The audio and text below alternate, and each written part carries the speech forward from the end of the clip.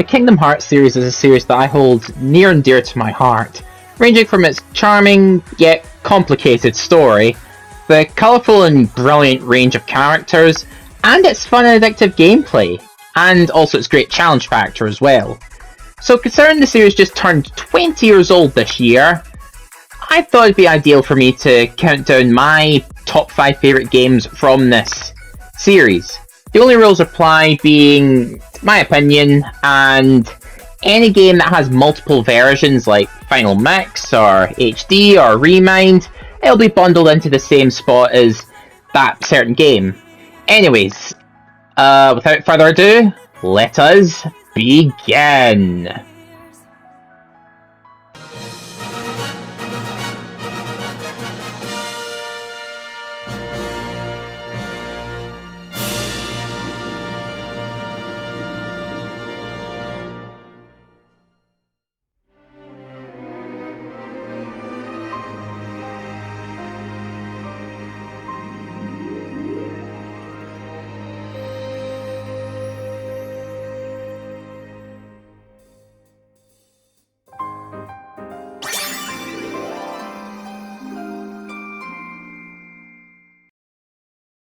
I just want to make this spot very clear. I do indeed own Kingdom Hearts Melody of Memory, and I have played through it from beginning to end, just not on PlayStation 4. See, I actually own the game on Nintendo Switch, so that's why you're seeing footage from the demo version of Melody of Memory, because, well, I'm using the Share Factory app on my PS5 just so I could string this video together, and the demo's the only way I could get footage for this video, so there's your reasoning. Anyways, Melody of Memory was the first Kingdom Hearts game that released after Kingdom Hearts 3, which I'm still trying to wrap my head around that because I remember the hype for Kingdom Hearts 3 like it was yesterday, but anyways, it's a rhythm game in the similar vein to the Theatrhythm Final Fantasy games where you actually press certain button combinations in time to the game's music, and considering that the Kingdom Hearts series' music by Yoko Shimomura is absolutely legendary, well, seemed appropriate because there are so many tracks in the Kingdom Hearts series like Hand in Hand, Shrouding Dark Cloud, Destiny's Force, Gardano Neblino, and many other world themes like Sacred Moon from Kingdom Hearts 2. Long story short, it was a recipe for greatness, and this game did not disappoint as the songs were actually pretty fun and challenging to actually play through and just beat the Heartless or any other villains in time with the music. And yeah, just like I said, it's a pretty fun game, and not gonna lie, even though I have this game on Nintendo Switch, it's a great way for me to listen to the music of Kingdom Hearts on the go without having to resort to using YouTube. Seriously, Square Enix, release the soundtrack for Kingdom Hearts on Apple Music or Spotify already, will ya? I mean, you've done that with Kingdom Hearts 3 and 0.2, so what about the other games? Still waiting for that, but I digress. If there's any flaws I do have with Kingdom Hearts Melody of Memory is, well, I do think some of the songs in the highest difficulty can be a little too hectic, and yeah, that's probably the only flaws I have with Melody of Memory. Oh, also, the 3 teams you use, like Sora, Donald, and Goofy, Riku and the 2 Dream Eaters, Roxas, Xion, and Axel, and Ventus, Terra, and Aqua, those are just purely cosmetic changes. Like, nothing gameplay-wise has changed if you change the team, so that was a bit of a waste there. So, yeah, that's pretty much my feelings on Kingdom Hearts Melody of Memory. I think it's a really fun game.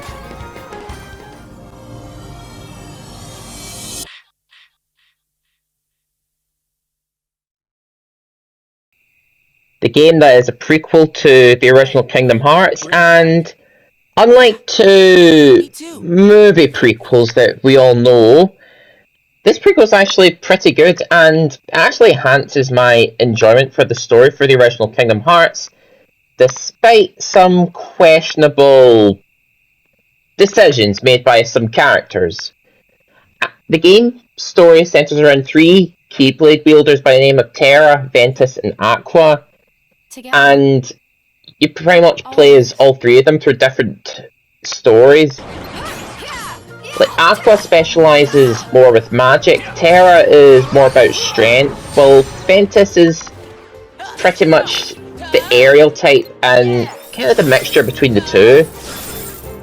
And this is also the first Kingdom Hearts game to use the command deck battle system and not the command menu from the first 2 Kingdom Hearts games, and I actually quite like this one, where you actually have different abilities and spells, and you just press the triangle button to use those abilities and spells, and it can be quite fun, and you can even level up some spells and abilities, and you can also meld them to create new abilities and spells, and it can actually be quite fun. And I also quite like the game's battle arena, the Mirage Arena. Sure, it's no Olympus Coliseum, but it is a great way to level up and also fight some pretty challenging bosses, and also get some really cool lords as well. And then there's also the Mario Party-esque command board, and it's a fun distraction. I mean, it's also a good way to level up certain abilities that don't require you to fight enemies to no end.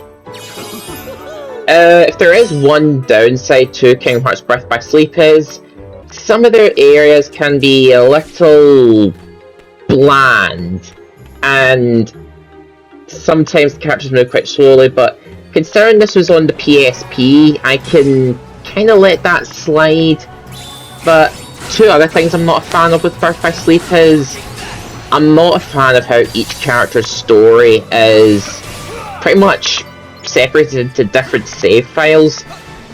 I mean, Kingdom Hearts Rechain of Memories had that issue, and it's still not that great here. I mean, Sonic Adventure came out in 1998 for the Sega Dreamcast, and that allowed you to play through different characters' stories within the same save file. Also, some of the bosses aren't really that well designed. Mysterious Figure and Vanitas Remnant, I'm looking at you. And also, some of the spells can be a bit broken, like Thunder Surge, but it's not as broken as, well, the balloon magic from Dream Drop Distance. So, while there are some issues I have with Birth by Sleep, I still found myself enjoying this game.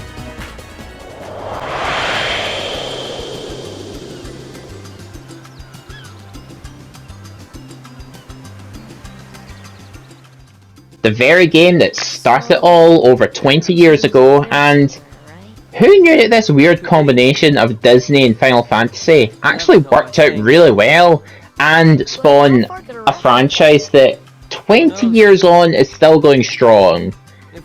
Even though the overarching story of Kingdom Hearts is convoluted to say the least, the original game actually is pretty simple if you think about it. I mean, at its core, it's Sora journeying to Veni Disney Worlds alongside Donald Duck and Goofy just to find their friends Riku, Kairi and Mickey Mouse, while fighting against Maleficent and her group of Disney villains and the Heartless. Although, even though the game's plot is simple, it does throw a few curveballs, especially towards the end game. What? You're saying my heart's weaker than his? Even though the game came out over 20 years ago, and yeah, it is a little bit dated in some areas. In fact, not a little bit, it's actually pretty dated in some areas, but let's go over the things that hold up well. Like, I still think the combat, even though not as fast-paced or flashy as later games, it's still pretty fun and pretty engaging too, as I can still achieve great combos when fighting against the Heartless, and I also thought some of the Disney worlds were pretty fun to travel in, as they pose some great puzzles here and there, like fighting Heartless in the Olympus Coliseum, journeying through the streets of Agrabah, and going through the gothic Halloween town, and also having a nice swim under the sea in Atlantica. And yes, I actually like Atlantica from the original Kingdom Hearts. in terms of the one from Kingdom Hearts 2, we'll get to that later. Well, I did praise this game big time, and also some of the bosses can be pretty fun and pretty challenging too. While I did praise this game in a lot of aspects, there are some things that do hold it back from me absolutely loving it, and it's mainly from the viewpoint of time not being too kind to this game. For example, some of the controls are a bit stiff. I mean, for the most part, Sora controls pretty well. I mean, it's pretty responsive.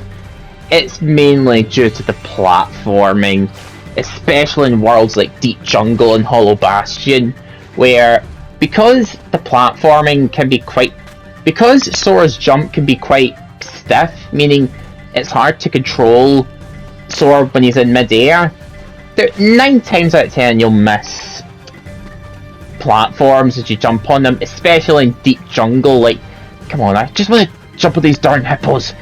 Although it's not so bad later on in Hollow Bastion if you have the high jump and glide abilities, but still a hassle to begin with.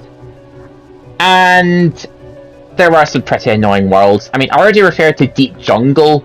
Other annoying worlds are Wonderland, for how confusing it is, and Monstro for what I just said about Wonderland, but times that by 11. That and the Gummy Ship sections aren't really all that fun. I mean, they're pretty boring and they're just your poor man Star Fox. Although, the Gummy Garage is pretty good, I'll admit that. So, while this game has certainly aged in some areas, I still think it's a fun game to revisit every now and then, and I would still suggest beginners starting out with Kingdom Hearts 1 Final Mix, although I would recommend playing the HD version because you could skip cutscenes. So, and it's on PlayStation 4, Xbox One, which you can play on your PlayStation 5 and Series X, and it also just came to PC recently, and I'm still waiting for that Switch port. Natively.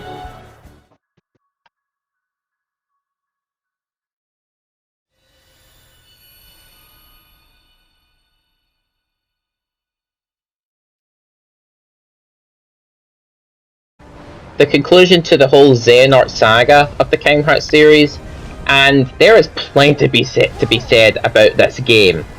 Was this game overhyped? Yes. Did it not turn out as good as we all hoped it to be? Probably not. But is it a fun time? Absolutely. But I think before listing the positives, I think it's probably beneficial that I list the negatives. For one, I thought the story, well, a good chunk of the story was a letdown and a bit of an anticlimax to the Xehanort saga. I mean, for one, basically nothing happens throughout a large chunk of the story. I mean, tell me, what did traveling through the Disney worlds contribute to the overall story?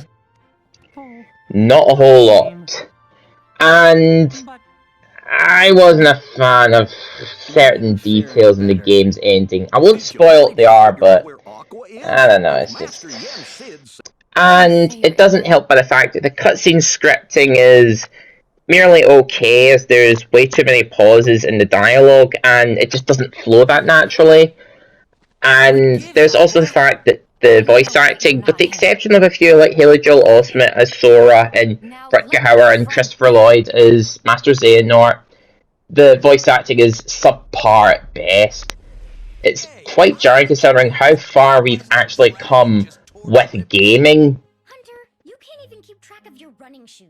How can we trust That, and there's not that many worlds this time around. I know there's the saying, quality over quantity, and true, this game did have some highlights, but some of the worlds weren't really that great. I mean, Arendelle, with the exception of the sliding minigame and the Labyrinth of Ice, was a huge pain to navigate through, and as for 100 Acre Wood, what happened?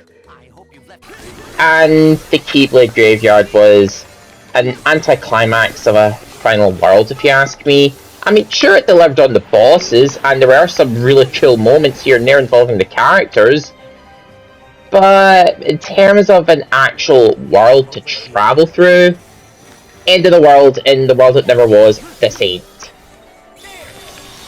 And also the story's convolutedness is dialed up to 11, especially in the Remind DLC. That being said, I do think Kingdom Hearts 3 delivers big time as a video game. I mean, I already mentioned before that the game, with the exception of Arendelle and 100 Acre Wood, this game might as well have the best level design in the whole series. Possibly. And as for how Sora controls, oh my goodness, he's never controlled this good. And the combos you pull off are just so incredibly flashy, and I also love the mechanic of you switching between Keyblades during battle, and also after using a certain Keyblade enough, you can use you can actually use that Keyblade transformation. It's an evolution of the Drive Force from Kingdom Hearts 2, and I just found it really fun, and it also caused me to use Keyblades more than once, and also to use every Keyblade as, well, just to try out different Keyblade forms.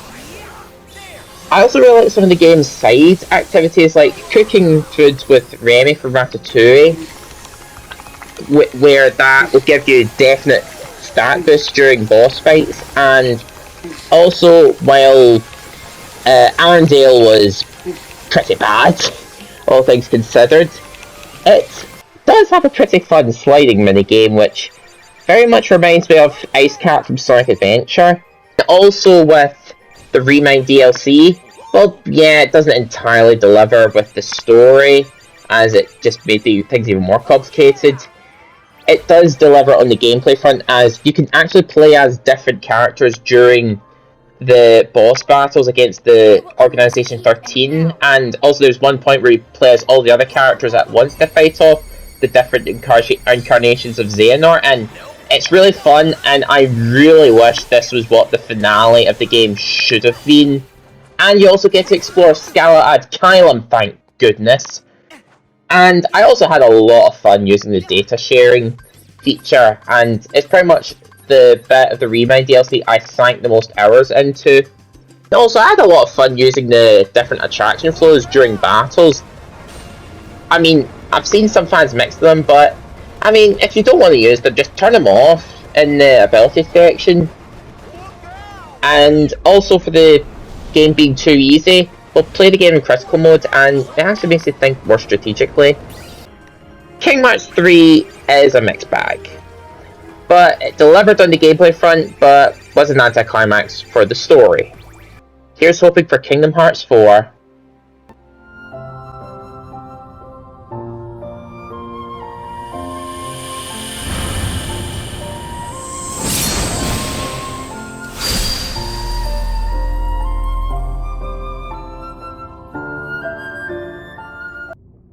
Okay, considering this game is at number 1 and it's many people's favourite Kingdom Hearts game, I think it's about time I probably address the elephant in the room at first.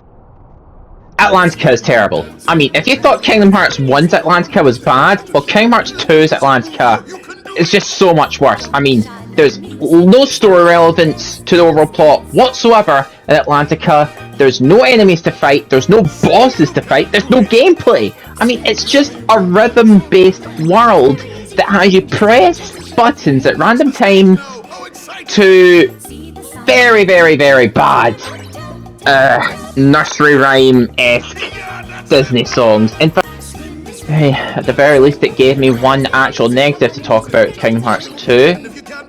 And you know what that means? I can finally gush about this game like there's no tomorrow! Kingdom Hearts 2 is a sequel that I think improves on the original in pretty much every aspect, because 1. Sora's controls in this game are night and day in comparison to the first game, where he's just so responsive, so... the jumps are just pretty much perfect, even without the glides or high jump. And platforming is a non-issue this time around, and the controls are super responsive. The pace is just dialed up to 11. I mean, you have so many flashy combos that you can execute while fighting enemies and bosses, and some of the finishers are just so good. Partially due to the reaction commands, because certain enemies will have a triangle prompt allowing Sora to execute a move related to that certain enemy, and also execute moves with Donald, Goofy, or any party members like the Disney party members. I also think Kingdom Hearts 2 has a much better roster of Disney worlds, because there wasn't even a single Disney world that isn't a rhythm game I disliked, and the variety is also dialed up to 11. Like, take Tron, for example. Who heard of Tron before Kingdom Hearts 2? And you also get to sail the 7 seas with Captain Jack Sparrow from Pirates of the Caribbean. And the Lion King also gets its representation in Kingdom Hearts 2, thank goodness!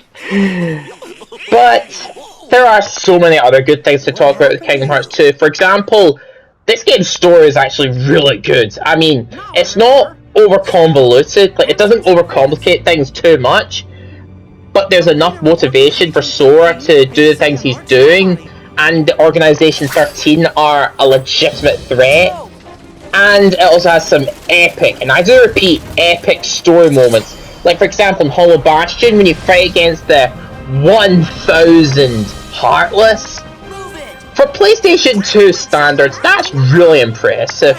Here's a behind-the-scenes tidbit. Square Enix almost scrapped the 1,000 Heartless battle because they thought the PlayStation 2 wouldn't have been able to handle it, but I'm so glad that they stuck to it because it was an epic battle piece. And there's also scaling the Organization 13's castle in the world that never was, and taking the fight to Xemnas. Also, Kingdom Hearts 2 is a game that actually got better with time. If you thought the game was too easy, or even on Proud Mode, and if you didn't think the game had enough replay value besides the Colosseum, not to worry, because Kingdom Hearts 2 Final Mix has that covered. Because Kingdom Hearts 2 Final Mix adds an extra difficulty level of critical mode, which actually makes the game harder and allows the player to think more strategically.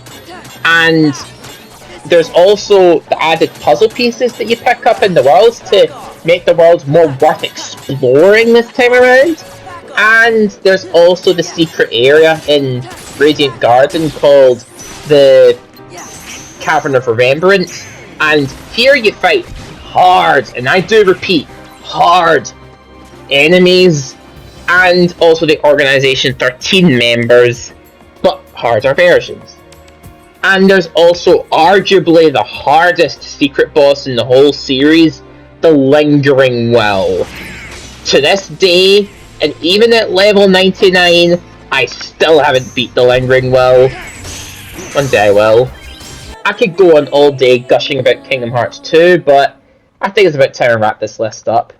Kingdom Hearts 2 is a sequel that not only improves upon the original, but it outshines it, in my opinion. It's definitely my favourite game in the whole series, and behind Legend of Zelda Breath of the Wild, it is my favourite video game of all time. And I look forward to Kingdom Hearts 4.